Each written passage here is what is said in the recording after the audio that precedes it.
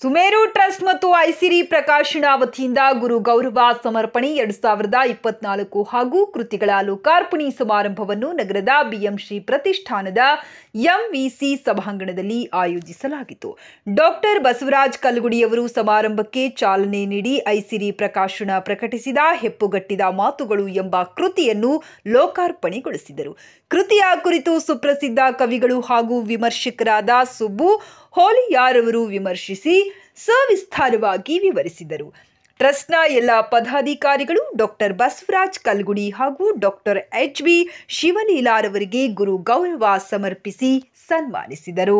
ಈ ಸಂದರ್ಭದಲ್ಲಿ ವಿಮರ್ಶಕರು ಹಾಗೂ ಪ್ರಾಧ್ಯಾಪಕರಾದ ಡಾಕ್ಟರ್ ಸುಭಾಷ್ ರಾಜಮಾನೆ, ಸುಮೇರು ಟ್ರಸ್ಟ್ ಅಧ್ಯಕ್ಷರಾದ ಡಾಕ್ಟರ್ ಮಂಜುನಾಥ್ ಪಾಳ್ಯ, ಐಸಿರಿ ಪ್ರಕಾಶನದ ಸಂಸ್ಥಾಪಕರಾದ ಡಾಕ್ಟರ್ ಜಿ ರೂಪಾ, ಕಾರ್ಯದರ್ಶಿಗಳಾದ ಡಾಕ್ಟರ್ ಎನ್.ಎಸ್. ಸತೀಶ್, ಜಂಟಿ ಕಾರ್ಯದರ್ಶಿಗಳಾದ ಸಂತೋಷ್ ಜೆವಿ, ಸಹಾಯಕ ಕಾರ್ಯದರ್ಶಿಗಳಾದ ಡಾಕ್ಟರ್ ಸತೀಶ್ ಎಪಿ ಸೇರಿದಂತೆ ಇತರರು ಉಪಸ್ಥಿತರಿದ್ದರು.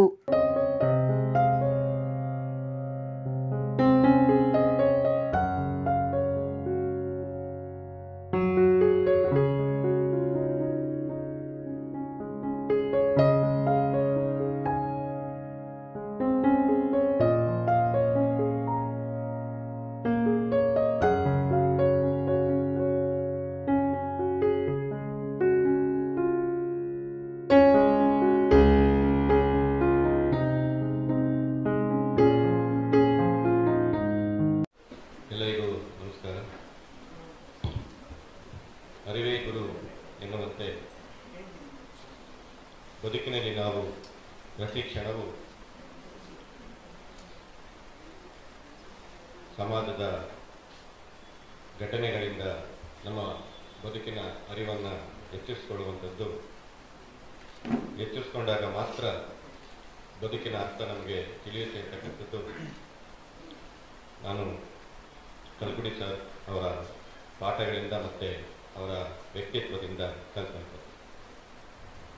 ಈ ದಿನ ಸುಮೇರು ಟ್ರಸ್ಟ್ ಗುರು ದಂಪತಿಗಳು ಇರುವವರೆಗೂ ನಮ್ಮ ಪ್ರೀತಿಯ ಗೌರವವನ್ನು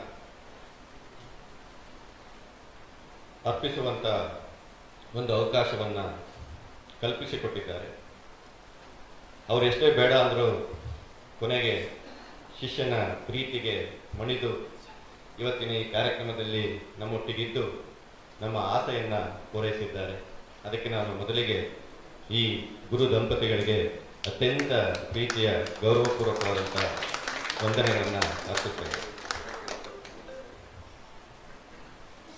ಸುಮೇರು ಟ್ರಸ್ಟ್ ಕಳೆದ 4 ವರ್ಷಗಳ ಹಿಂದೆ ಸಮಾನ ಮನಸ್ಕರ ಗುಂಪಾಗಿ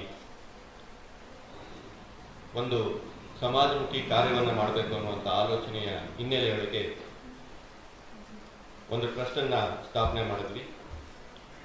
ಈ ಟ್ರಸ್ಟನ್ನು ಸ್ಥಾಪನೆ ಮಾಡಿದಂಥ ಮೊದಲ ಉದ್ದೇಶವೇ ನಮ್ಮೆಲ್ಲರ ಬದುಕಿನಲ್ಲಿ ದಾರಿದೀಪವಾಗಿರ್ತಕ್ಕಂಥ ಗುರು ಪರಂಪರೆಯನ್ನು ಸದಾಕಾಲ ನೆನಪಿಸ್ಕೊಳ್ತಾ ಆ ಪರಂಪರೆಯ ನೆರಳಿನೊಳಗೆ ನಾವು ಸಮಾಜಮುಖಿ ಕೆಲಸವನ್ನು ಮಾಡಬೇಕು ಅಂತಕ್ಕಂಥದ್ದೇ ನಮ್ಮ ಮೊದಲ ಧ್ಯೇಯವಾಗಿತ್ತು. ಆ ಹಿನ್ನೆಲೆಯಲ್ಲಿ ನಾವು ಈ ಗುರುಗೌರವ ಸಮರ್ಪಣೆಯನ್ನು ಹಮ್ಮಿಕೊಂಡು 3 ವರ್ಷಗಳ ಸತತವಾದಂಥ ಒಂದು ಕಾರ್ಯಕ್ರಮಗಳನ್ನು ಹಮ್ಮಿಕೊಂಡು ಬರ್ತಾ ಇದ್ದೀವಿ. ಮೊದಲನೇ ವರ್ಷ ಅಂದರೆ ಈ 3 ವರ್ಷಗಳಿಗೆ ಇನ್ನು ನನ್ನ ಹುಟ್ಟೂರಾದಂಥ ಪಾಳ್ಯದ ಪ್ರಾಥಮಿಕ ಶಾಲೆ ಮತ್ತು ಪ್ರೌಢಶಾಲೆಯಲ್ಲಿ ನಮಗೆ ಗುರುಗಳಾಗಿದ್ದಂಥ ಸುಮಾರು 7 ಜನ ಮೇಷ್ಟ್ರುಗಳಿಗೆ ನಮ್ಮೆಲ್ಲ ಗೆಳೆಯರು ಸೇರಿ ಆ ಊರಿನಲ್ಲೇ ಹೋಗಿ ಅವರಿಗೆ ನಮ್ಮ ಗೌರವವನ್ನು ಅರ್ಪಿಸುವಂಥ ಕೆಲಸವನ್ನು ಮಾಡಿದ್ವಿ. ಅದಾದ ನಂತರ ನನಗೆ ಮತ್ತು ನನ್ನ ಶ್ರೀಮತಿಯವರಿಗೆ ಮತ್ತು ಇವತ್ತಿನ ಕರ್ನಾಟಕದ ಅನೇಕ ಮೇಷ್ಟ್ರುಗಳಿಗೆ ಗೊತ್ತಿರ್ತಕ್ಕಂಥ ವಿಚಾರ, ಅದರಲ್ಲೂ ಬೆಂಗಳೂರು ವಿಶ್ವವಿದ್ಯಾಲಯದಲ್ಲಿರ್ತಕ್ಕಂಥ ಓದಿದಂಥ ಎಲ್ಲ ವಿದ್ಯಾರ್ಥಿಗಳಿಗೆ ಗುರುಗಳಾಗಿರ್ತಕ್ಕಂಥ ಒಂದು ದೊಡ್ಡ ಪರಂಪರೆಯೇ ಇದೆ. ನಾನು ಕೇವಲ ಒಂದು 25 ವರ್ಷಗಳ ಹಿಂದಿನ ಮಾತನ್ನು ಹೇಳ್ತಿರ್ತಕ್ಕಂಥ 2000 ಇಸ್ವಿನಲ್ಲಿ ನಾನು MA ಮಾಡಲಿಕ್ಕೆ ಬೆಂಗಳೂರು ವಿಶ್ವವಿದ್ಯಾಲಯಕ್ಕೆ ಹೋದಾಗ ಸಿಕ್ಕಂಥ ಚೇತನಗಳು ಮತ್ತು ಅರಿವಿನ ಪರ್ವತಗಳಿದ್ದವಲ್ಲ, ಅವುಗಳ ಒಂದು ಸಾರ ನೆನಪಾಗಿ ಮೊದಲು ನಾವು ಡಾಕ್ಟರ್ ಕೆ.ಪಿ. ಭಟ್ ಸರ್ ಅವರಿಗೆ ಆ ಗೌರವ ಸಮರ್ಪಣೆಯನ್ನು ಮಾಡಿದ್ವಿ. ತದನಂತರ ನಮಗೆ ಅನೇಕ ಸಂದರ್ಭಗಳಲ್ಲಿ ನೇರವಾಗಿ ಗುರುಗಳಲ್ಲದೇ ಇದ್ದರು, ವೈಯಕ್ತಿಕವಾಗಿ ನನಗೆ ನರಳಿ ದಂಪತಿಗಳಿಗೆ ನಾವು ಗೌರವ ಸಮರ್ಪಣೆಯನ್ನು ಮಾಡಿದ್ವಿ. ಅದಾದ ನಂತರ ನನಗೆ MA ನೇರ ಗುರುಗಳು ಮೇಡಮ್ ಅವರ ಪರಿಚಯ ನನಗೆ ಸುಮಾರು ಒಂದು 10 ವರ್ಷಗಳಿಂದ ಈಚೆಗೆ ಆದಂಥದ್ದು. ಅದಕ್ಕೂ ಮೊದಲೇ ಗುರುಗಳು ನನಗೊಂದು ರೀತಿ ಸರ್ ಹೇಳ್ದಂಗೆ ಧೈರ್ಯವೂ ಇದೆ, ಭಯವೂ ಇದೆ ಗುರುಗಳ ಬಗ್ಗೆ. ಆತ್ಮೀಯತೆಯನ್ನು ತೋರಿಸಿದಂಥ ಗುರುಗಳು, ಬದುಕಿಗೆ ದಾರಿಯನ್ನು ತೋರಿಸಿದಂಥ ಗುರುಗಳ ಒಡನಾಟ ಸಿಕ್ಕಾಗ ಒಂದು ರೀತಿ ಧೈರ್ಯವನ್ನು ತೋರಿ ಕೆಲವು ಕೆಲಸಗಳನ್ನು ಮಾಡಲಿಕ್ಕೆ ಅವರಿಂದ ಪ್ರೇರಣೆಯನ್ನು ಪಡ್ಕೊಂಡು ಮುನ್ನುಗ್ತೇನೆ. ಆದರೆ ಅವರ ಬಳಿಗೆ ಹೋದಾಗ ಖಂಡಿತ ಅವರ ವ್ಯಕ್ತಿತ್ವಗಳ ಮುಂದೆ ಅತ್ಯಂತ ಸಣ್ಣವರಾಗಿ ನಾನು ಇರಲಿಕ್ಕೆ ಇಷ್ಟಪಡ್ತೇನೆ. ನಾನು ನೇರವಾಗಿ ಗುರುಗಳ ಬಗ್ಗೆ ಮಾತಾಡಲಿಕ್ಕೂ ಮೊದಲು ಈ ಐಸಿರಿ ಪ್ರಕಾಶನವೂ ಅಷ್ಟೇ. ನಾವೇನು ದೊಡ್ಡ ಈ ಐಸಿರಿ ಪ್ರಕಾಶನ ಪ್ರಾರಂಭ ಮಾಡಲಿಕ್ಕೆ ಮೂಲ ಪ್ರೇರಣೆ ಅಂತಂದರೆ ಬಸವರಾಜ್ ಕಲ್ಕುಡಿಯವರು. ಅದರ ಬಗ್ಗೆ ನಾನು ಹೇಳ್ತೀನಿ. ಆ ಐಸಿರಿ ಪ್ರಕಾಶನದಲ್ಲೂ ಅಷ್ಟೇ ನಾವು ಅದನ್ನೇನೋ ಒಂದು ಉದ್ಯಮವಾಗಿ ಮತ್ತೊಂದೇನಾಗಿ ತಗೊಂಡಿಲ್ಲ. ಅನೇಕ ಸಮಾನ ಮನಸ್ಕರು ಮತ್ತು ನಮ್ಮ ಗುರುಗಳಾಗಿ ಏನು ಕಾರ್ಯ ಉಪನ್ಯಾಸ ಬಳಗ ಏನಿದೆಯೋ ಇವರುಗಳೇ ಸೇರಿಕೊಂಡು ಈ ಪ್ರಕಾಶನವನ್ನು ಮಾಡ್ತಾ ಇದ್ದೇವೆ. ಈ ಎರಡೂ ಕೆಲಸ, ಅರಿವಿನ ಜ್ಞಾನವನ್ನು ಹೆಚ್ಚಿಸುವಂತಹ ಪುಸ್ತಕಗಳ ಪ್ರಕಟಣೆ ಮತ್ತು ಗುರು ಪರಂಪರೆ ಹಾಗೂ ಸಮಾಜಮುಖಿಯಾದಂಥ ಕೆಲಸವನ್ನು ಮಾಡಲಿಕ್ಕೆ ನಾವು ಗೆಳೆಯರೇ ಸೇರಿಕೊಂಡು ಮಾಡಿಕೊಂಡಂಥ ಇನ್ನೊಂದು ಅಂತಂದರೆ ಸುಮೇರು ಟ್ರಸ್ಟ್ ಅಂತ. ಎರಡು ಒಂದರೊಳಗೊಂದು ಮೇಳೈಸ್ಕೊಂಡೇ ಮುನ್ನಡೀತಾ ಇದೆ.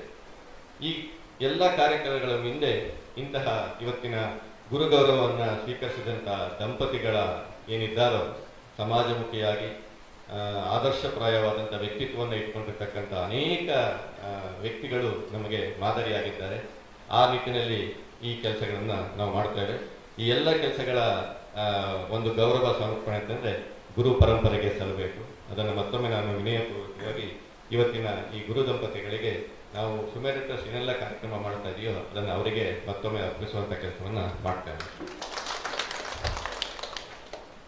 ಬಹಳ ಮುಖ್ಯವಾಗಿ ನಾನು ಕಲ್ಕುಡಿ ಸರ್ ಬಗ್ಗೆ ಹೇಳಬೇಕು ಅಂತಂದರೆ, ಐಸಿರಿ ಪ್ರಕಾಶನ ಪ್ರಾರಂಭ ಮಾಡಲಿಕ್ಕೆ ಯಾಕೆ ಅಂತಂದರೆ ವಿದ್ವತ್ತಿನ ಬಗ್ಗೆ, ಅವರ ವ್ಯಕ್ತಿತ್ವದ ಬಗ್ಗೆ ಮಾತಾಡ್ತಾ ಹೋದರೆ ಸಮಯ ಹೋಗ್ತಾ ಹೋಗುತ್ತೆ.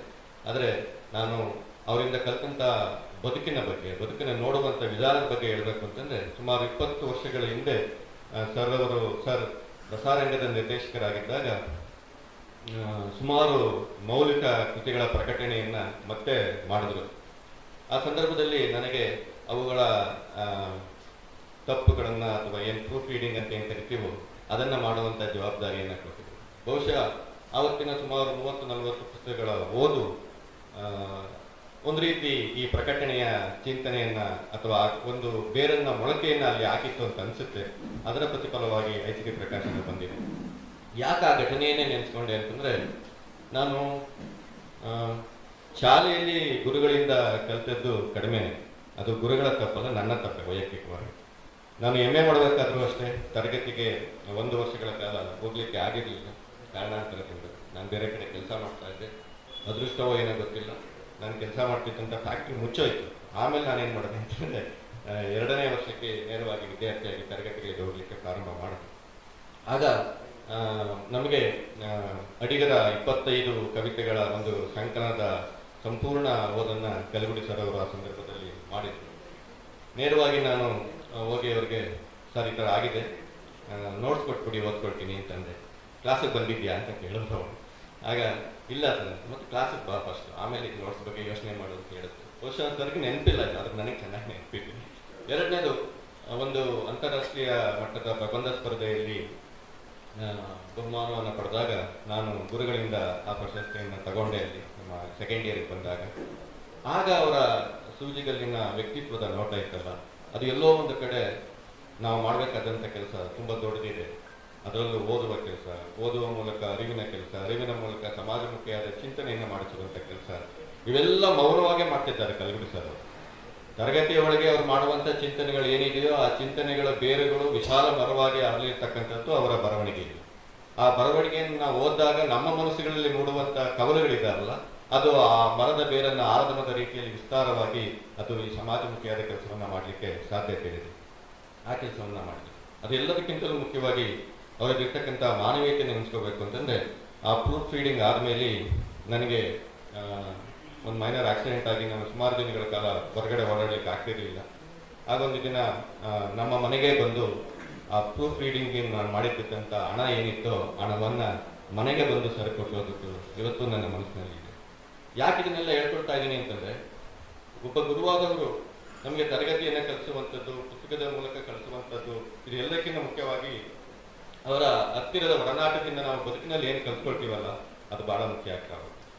ಈ ಎರಡೂ ವ್ಯಕ್ತಿತ್ವಗಳನ್ನ ನಾನು ಇಬ್ಬರನ್ನು ಒಂದು ಅಂತ ಹೇಳಲಿಕ್ಕೆ ಬಯಸ್ತೇನೆ, ಎರಡು ಅಂತಿಲ್ಲ ಇದು ನಿಜವಾಗ್ಲೂ. ಯಾಕಪ್ಪ ಅಂತಂದ್ರೆ ಇಬ್ಬರಲ್ಲಿಯೂ ಅಷ್ಟೇ ಸರಳತೆ, ವಿದ್ವತ್ತು ಮತ್ತೆ ಮಾನವೀಯತೆ, ಈ ಮೂರು ತುಂಬಿದ ಕೊಡಗಳು. ಎಷ್ಟು ತುಂಬಿದ ಕೊಡಗಳು ಅಂತಂದ್ರೆ ಮನೆಗೆ ಹೋದಾಗಲೂ ಅಷ್ಟೇ ಅವರು ಒಂದೊಂದು ಮಾತುಗಳು ನಮ್ಮನ್ನು ಅನೇಕ ರೀತಿಯ ಚಿಂತನೆಗಳಿಗೆ ಹಚ್ಚಲಿಕ್ಕೆ ಸಾಧ್ಯ. ಮಾತೃ ಹೃದಯಗಳು ಅದರಲ್ಲೇನಿಲ್ಲ, ಇಬ್ಬರು ಹೃದಯಗಳು ಇಬ್ಬರೂ ಅಷ್ಟೇ. ಮೇಡಮ್ ಅವರಂತೂ ಎಷ್ಟು ಸರಳವಾಗಿ, ಇಬ್ಬರು ಸರಳು ಅಷ್ಟೇ ಸರಳತೆಯ ಪ್ರತೀಕ. ನನ್ನ ಅರಿವಿಗೆ ಬಂದಂಥ ಅನೇಕ ಹಿರಿಯ ಚೇತನಗಳಲ್ಲಿ ಅಥವಾ ನನ್ನ ಗುರು ಪರಂಪರೆಯಲ್ಲಿ ಅತ್ಯಂತ ಸರಳ ವ್ಯಕ್ತಿತ್ವವನ್ನು ರೂಪಿಸ್ಕೊಂಡಿರ್ತಕ್ಕಂಥವ್ರು, ವಿದ್ವತ್ತು ಮತ್ತೆ ಜ್ಞಾನ ಎರಡೂ ಇಟ್ಕೊಂಡಿರ್ತಕ್ಕಂಥವ್ರು ಅಂದರೆ ಕಲ್ಗುಡಿ ಸರ್. ಅದಕ್ಕೆ ಸರಿಸಮನಾಗಿ ಇರ್ತಕ್ಕಂಥವ್ರು ಮೇಡಮ್ ಅಂತಕ್ಕಂಥ. ಅದಕ್ಕೆ ಸರ್ ಮೊದಲ ಬಾರಿಗೆ ನಾನು ವೇದಿಕೆಯಲ್ಲಿ ಅವರು ಸಹಧರ್ಮಿಣಿಯ ಬಗ್ಗೆ ಮಾತುಗಳನ್ನು ಆಡಿದಂಥದ್ದು ಕೇಳಿದ್ದು. ಅದಕ್ಕಾಗಿ ನಾನು ಗುರುಗಳಿಗೆ ಮಾತಾಡ್ತಾ ಹೋದರೆ ಬಹುಶಃ ನೆನಪುಗಳಾಗೆ ಬಿದ್ದು ಅಳ್ಕೊಳ್ತಾ ಹೋಗುತ್ತೆ. ನನ್ನ ಮಾತುಗಳನ್ನು ಇಷ್ಟಕ್ಕೆ ನಿಲ್ಲಿಸಿ ನಾನು ಈ ಕಾರ್ಯಕ್ರಮಕ್ಕೆ, ನಮ್ಮ ಪ್ರೀತಿಯ ಈ ಕಟ್ಟುಪಾಡಿಗೆ ಬಿದ್ದು ಈ ಕಾರ್ಯಕ್ರಮದಲ್ಲಿ ಬಂದು ನಮ್ಮ ಆಸೆಯನ್ನು ಈಡೇರಿಸೋದಕ್ಕಾಗಿ ಮತ್ತೊಮ್ಮೆ ಇಬ್ಬರಿಗೂ ನಾನು ಪ್ರೀತಿಯ ವಂದನೆಗಳನ್ನು ಅರ್ಪಿಸ್ತೇನೆ. ಇನ್ನು ಇವತ್ತಿನ ಈ ಸಮಾರಂಭದಲ್ಲಿ ಗೌರವ ಪುರಸ್ಕೃತ ದಂಪತಿಗಳನ್ನು ಕುರಿತು ಡಾಕ್ಟರ್ ಸುಭಾಷ್ ರಾಜಮನೆ ಸರ್ ಅವರು ಬಹಳ ಅದ್ಭುತವಾಗಿ ಅವರ ಬರಹದ ಒಳನೋಟಗಳನ್ನು ನಮ್ಮ ಎದೆಗೆ ತೆರೆದಿಡುವ ಮೂಲಕ ಅವರ ವ್ಯಕ್ತಿತ್ವದ ಅನಾವರಣವನ್ನು ಮಾಡಿದ್ದಾರೆ. ಅವರಿಗೂ ಸಹ ಅವರ ಈ ಒಂದು ಉಪಸ್ಥಿತಿ ಮತ್ತು ಅವರ ಮಾತುಗಳು ಈ ಸಮಾರಂಭದ ಕಳೆಯನ್ನು ಹೆಚ್ಚಿಸಿದೆ. ಅದಕ್ಕೂ ನಾನು ಅವರಿಗೆ ಪ್ರೀತಿಯ ಒಂದು ನಮನಗಳನ್ನು ಸಲ್ಲಿಸ್ತೇನೆ. ಇದು ವಂದನಾರ್ಪಣೆ ಅಲ್ಲ, ಆದರೂ ಬಹಳ ಕೆಲವು ಸಾರಿ ಭಾವನಾತ್ಮಕವಾದ ಮಾತುಗಳನ್ನು ಆಡಲಿಕ್ಕೆ ಹೋದಾಗ ಸ್ವಲ್ಪ ದಿಕ್ಕು ತಪ್ಪುವಂಥದ್ದು ಇದೆ, ಕ್ಷಮೆ ಇರಲಿ. ಅದಾದಮೇಲೆ ಈ ಕೃತಿಯ ಬಗ್ಗೆ ಮಾತಾಡಬೇಕಾದ್ರೆ, ಕೃತಿಯ ಬಗ್ಗೆ ಹೋಗೋದಕ್ಕೂ ಮೊದಲು ನಾನು ಮತ್ತೊಂದು ವಿಷಯವನ್ನು ನೆನಪು ಮಾಡಬೇಕು. ಈ ಎಲ್ಲ ಕಾರ್ಯಗಳ ಹಿಂದೆ ಅಥವಾ ಇವತ್ತೇನು ಸುಮೇರು ಟ್ರಸ್ಟ್ ಮತ್ತು ಐಶ್ವರ್ಯ ಪ್ರಕಾಶನ ಈ ಕಾರ್ಯಕ್ರಮ ಮಾಡ್ತಾ ಇದೆಯೋ ಇದರೆಲ್ಲದರ ಹಿಂದೆ ಒಂದು ದೊಡ್ಡ ಬಳಗ ಇದೆ. ಅವ್ರ ಹೆಸರುಗಳನ್ನ ಹೇಳ್ತಾ ಹೋದ್ರೆ ಅದು ಪಟ್ಟಿ ಜಾಸ್ತಿ ಆಗುತ್ತೆ. ಅದಕ್ಕಾಗಿ ಎಲ್ಲ ಸುಮೇರು ಬಳಗದ ಈ ಪರಿಶ್ರಮಕ್ಕೆ, ಅವರ ಈ ಒಂದು ಸಹಕಾರಕ್ಕೆ ನಾನು ಪ್ರೀತಿಯಿಂದ ನೆನಪು ಮಾಡ್ಕೊಳ್ತೇನೆ. ಈ ಕಾರ್ಯವನ್ನ ಇನ್ನೂ ನಾವು ಮುಂದುವರ್ಸ್ಕೊಂಡು ಹೋಗಬೇಕಾಗಿದೆ. ನಮ್ಮ ಜವಾಬ್ದಾರಿ ದೊಡ್ಡ ಮಟ್ಟದಲ್ಲಿದೆ, ಅದನ್ನು ನಾವೆಲ್ಲರೂ ನಿರ್ವಹಿಸ್ತೇವೆ ಅನ್ನುವಂಥ ಕೆಲಸವನ್ನ ಹೇಳ್ತೇವೆ. ಕಳೆದ ವರ್ಷಕ್ಕಿಂತ ಈ ವರ್ಷ ಪುಸ್ತಕ ವಿತರಣೆಯನ್ನು ಮಾಡುವಂಥದ್ದು ಮತ್ತು ಸಹಾಯವನ್ನು ನೀಡುವಂಥದ್ದು ಕ್ಯಾನ್ಸರ್ ಇದಕ್ಕೆ ಅದನ್ನು ಹಮ್ಮಿಕೊಂಡಿದ್ದೇವೆ.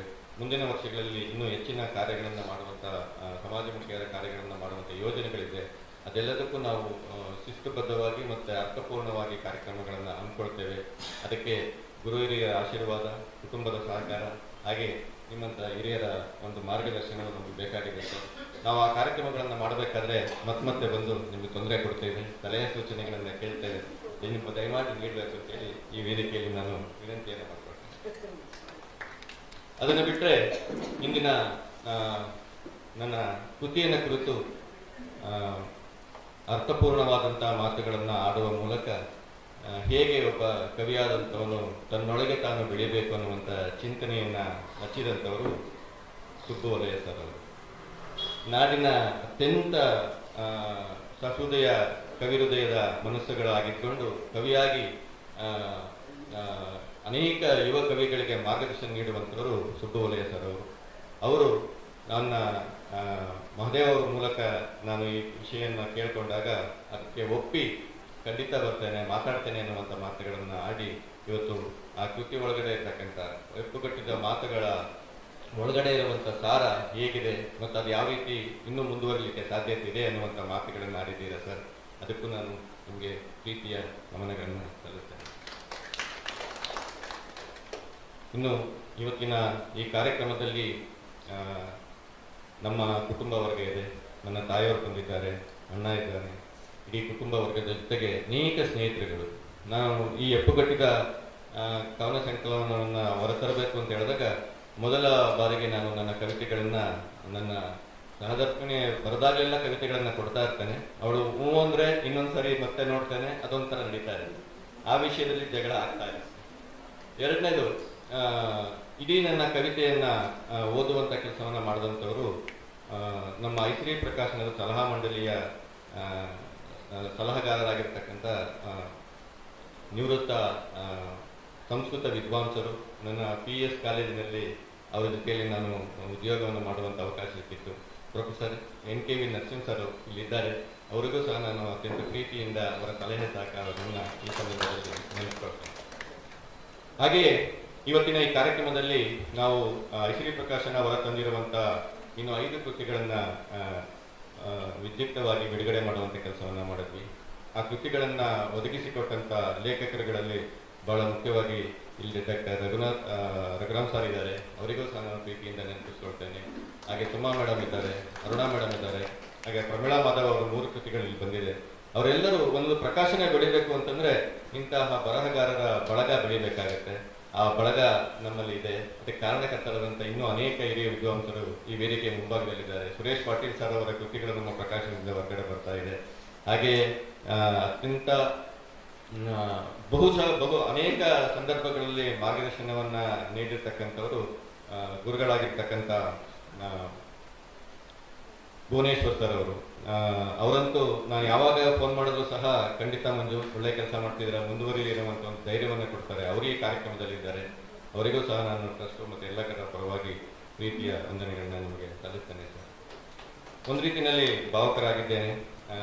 ನನಗಂತೂ ಕಲ್ಗುಡಿ ಸರ್ ಅವರು ಮತ್ತು ಮೇಡಮ್ ಅವರು ಇವತ್ತಿನ ಕಾರ್ಯಕ್ರಮದಲ್ಲಿ ಉಪಸ್ಥಿತರಿದ್ದು ಈ ಕಾರ್ಯಕ್ರಮದ ಯಶಸ್ವಿಗೆ ಕಾರಣರಾಗಿದ್ದಾರೆ. ಅವರಿಗೆ ಮತ್ತೊಮ್ಮೆ ನಾನು ಪ್ರೀತಿಯ ವಂದನೆಗಳನ್ನು ಸಲ್ಲಿಸ್ತಾ ನನ್ನ ಮಾತುಗಳನ್ನು